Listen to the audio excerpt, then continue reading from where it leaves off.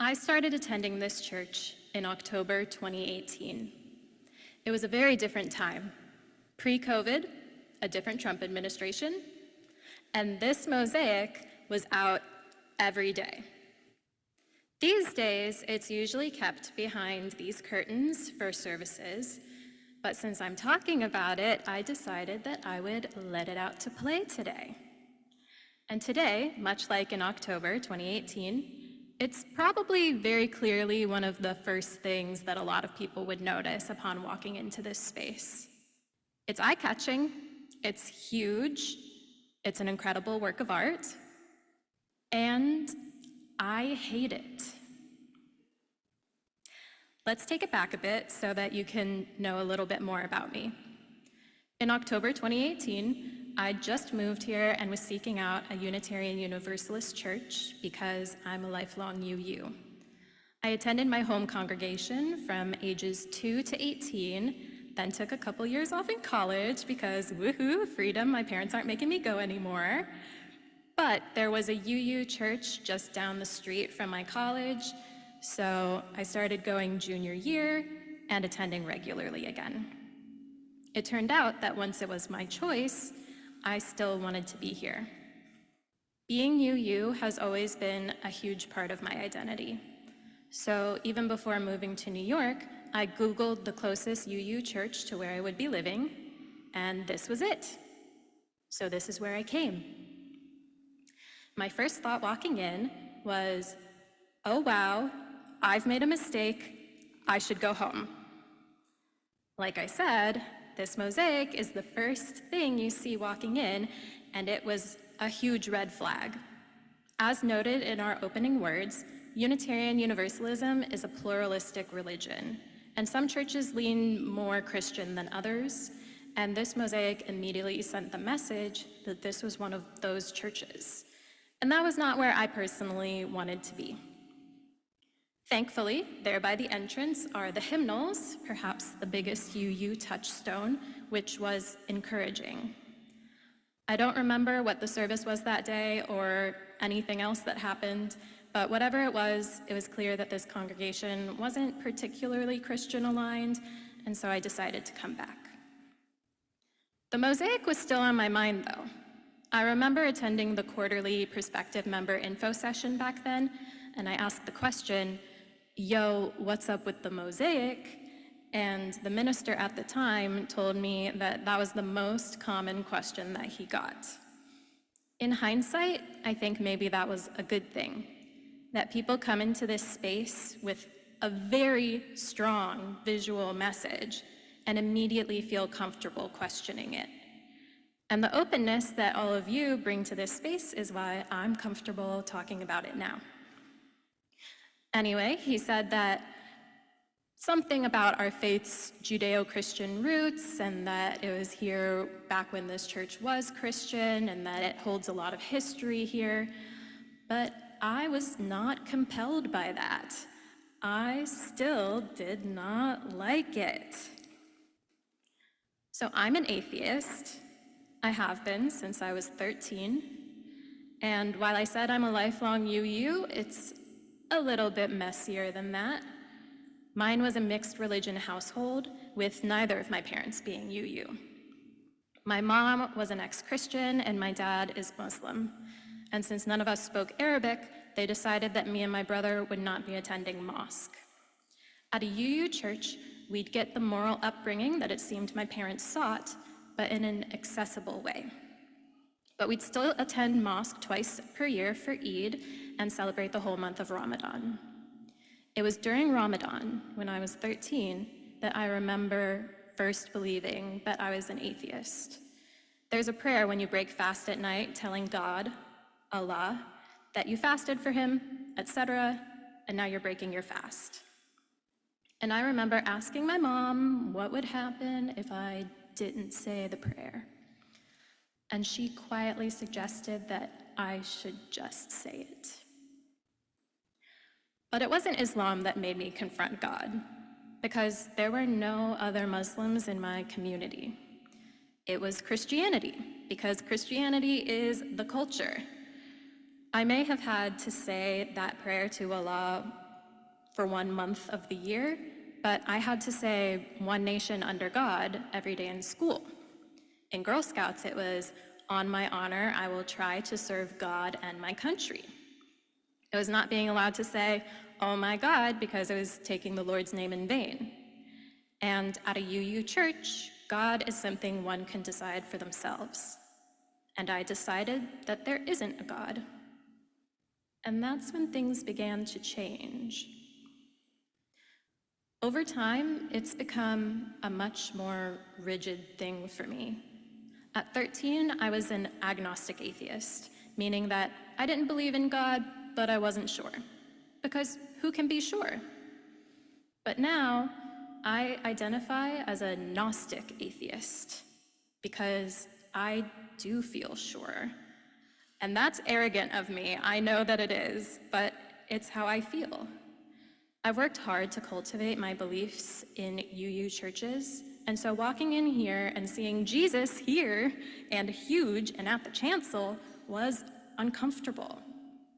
It was unwelcoming for a religion that finds being welcoming to be so important. And it's been a huge relief that the norm is now that it stays behind a curtain most of the time. For me, that opens up this space to being one where my opinions don't clash so much with the general vibes. But here's the funny thing. I always tried to shut this mosaic out of my mind until the church administration were nice enough to do it for me. But there was a brief time when I felt interest and curiosity in it. So, like any other day, I was at home watching anime. Specifically, I was watching Death Note. And in that show, there's a mass murderer and a detective trying to identify him. The detective knows who the murderer is, but is unable to find proof. Big spoiler, the biggest one in the show. The day the murderer manages to kill the detective, they have a scene exactly like what is happening in this image. The detective knows that he's likely to die by the murderer's hand, and soon. Yet, when they come in from a heavy rainstorm, he lowers himself on the steps and dries off the murderer's feet. Now, I'm no Bible expert. You might have guessed that. But what I do know is that this mosaic depicts Jesus washing Judas's feet shortly before the Last Supper, as we heard earlier in the book of John. Judas betrays Jesus, who knows he's going to die soon, and Jesus ends up dead. Now, why do I know this? Well, it's because Death Note has a bunch of Christian imagery, and I recognized that scene to be an allusion to this very familiar mosaic. And suddenly, I was fascinated. I wanted to know what was happening and what the allusion meant. Despite seeing this mosaic weekly for what would have been about 9 months by that point, the first time I chose to engage with it was when an anime decided that it was interesting enough to include as symbolism. I think this says something about me. I think it says that not only am I uncomfortable with Christianity and things involving God, but I also think I'm not as tolerant of it as I would like to be. In the beginning, I said that I hate this mosaic. Big word, hate. But it's true. This mosaic being here made me feel how I feel in society every day, when Christian cases win in the Supreme Court over religious freedom, when lawmakers bring prayer and the Ten Commandments and puritanical ideas of gender into schools, and when people lose the rights to govern their own bodies for these beliefs. I feel unwelcome and angry. I don't think I was just uncomfortable seeing this mosaic. I think that it was my anger mixed with confusion as to why a symbol such as this would be in a UU space. But of course, it's not welcoming to me. It makes me uncomfortable. It triggers my anger and frustration and intolerance. Others like it. Others think it's beautiful because of or regardless of its content. And there lies the tension that is present in any UU space. We are pluralistic. We have children who are half Muslim, half ex-Christian. We have people who believe in God, people who believe in spirituality, and atheists like me. And is it fair of me to want to cover up this mosaic when I don't know which one of those people is walking through the door? Is it fair to have this be the first thing that people see when it's not really what we're selling on Sundays? Is it fair if someone walks in and sees this and thinks, oh, I'm home, and are we likely to have misled them? Now, those are leading questions because I do want it to stay covered up and I don't entirely want to hear another opinion. But then here I am, realizing that to confront this mosaic is to confront something really ugly inside of myself. An inability to listen, a lack of curiosity, zero intellectual humility, and anger, frustration, and hurt from a society that makes me feel under attack so much that I'm entirely calcified in my opinions.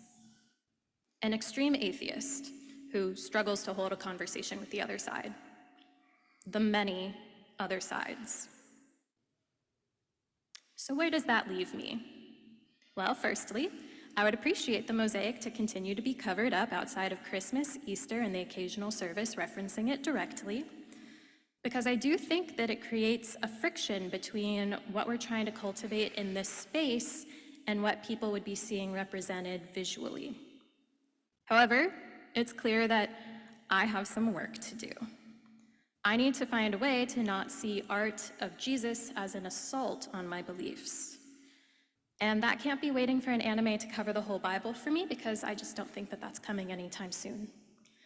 Because while we can cover up the mosaic here and try to visually represent our values, practices, and history in other ways, that's not true outside of here. I can't unsee a cross around someone's neck or unhear a casual remark revealing someone else's beliefs. They're there, and I've spent 10, 15 years calcifying. And that's not good. It's not healthy, generous, or welcoming. It's intolerant, which is the exact opposite of every UU value I've ever been taught. I need to listen more because I know that I talk over others because I'm afraid of my beliefs not being valued. If they're not valued, I at least want them to be heard. But this isn't a place where I have to worry that my beliefs aren't going to be valued, whether I blurt them out or not. Besides, now I can just drop a link to this sermon if anyone wants to hear 6 pages about my beliefs. We as UUs talk about pluralism a lot. When people ask me what Unitarian Universalism is, I say that it's a liberal, pluralistic religion. It's one of the main things. But I don't think that we talk about the inherent friction that it's bound to create, because while I'm not sure if anyone's feelings are as dramatic as mine, I don't think I'm alone in having them. And for me, it hasn't been enough to preach tolerance like it's easy. I need to talk about what's hard about it, where people are struggling, and what's been helpful. It's not comfortable to say that there are some beliefs that you're more receptive to than others, but it's kind of the nature of having beliefs at all. And if we don't talk about it here, then where will we? Thank you.